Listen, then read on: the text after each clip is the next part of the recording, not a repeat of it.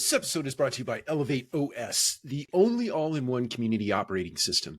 Elevate OS transforms property management, combining resident engagement, reservations, rent payments, maintenance, and concierge services into a single super app.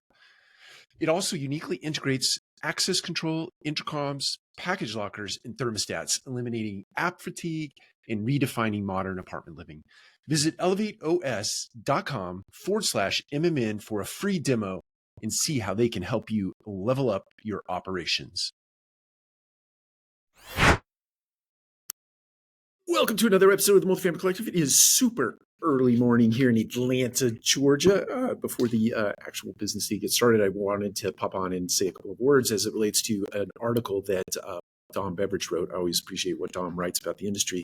Vogue for efficiency in multifamily operations. And so as I was reading through this article, I came across the line where Dom talks about what does he call it? The decentralization, delocalization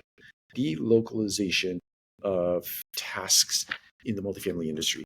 And he cites collections as being a task, if you will, or a job workflow that could potentially be delocalized, meaning moved to a central location, or doesn't matter where it is, just let's call it a central location where somebody governs that particular activity in the multifamily space. It's interesting to me, when you go back 15, 16, 17 years ago, when the likes of the equity residentials of the world and other REITs at the time were moving into what is today otherwise called a centralized environment, or let's call it a shared service environment, or let's call it sort of the reorganization of how we do our work.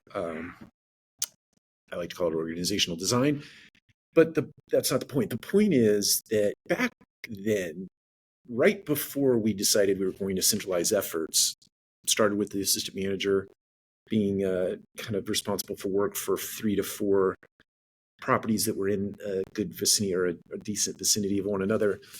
Right before we did that, we were working under the premise that we wanted to really empower people.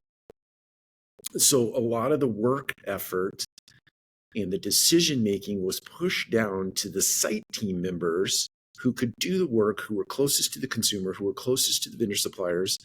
And the premise, the sort of overarching thesis for that is that by empowering, allowing people who were close to the business to make decisions would increase efficiency and effectiveness in consumer experience.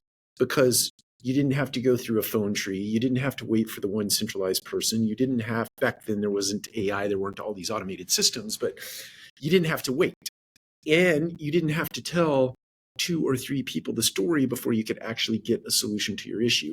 The site team member, be it the property management, maintenance supervisor, et cetera, was empowered to make a decision. It's not unlike the Ritz-Carlton sort of, I think, thank you, ma'am, thank you, sir, whatever it is, where they have upwards of $5,000 plus or minus to make a resident experience right. If something goes wrong, they have up to a $5,000 threshold to make that experience 100% right, because that brand is so important, and the experience that the consumer has with that brand is so important that even the housekeeper, even the porter or the groundsperson, it doesn't matter. They have access to a substantial amount of money to make a moment correct for the consumer. That's empowerment. That's getting a decision done in the most efficient and effective manner possible. And so it's interesting to me that that's not entirely what Dom's article is about.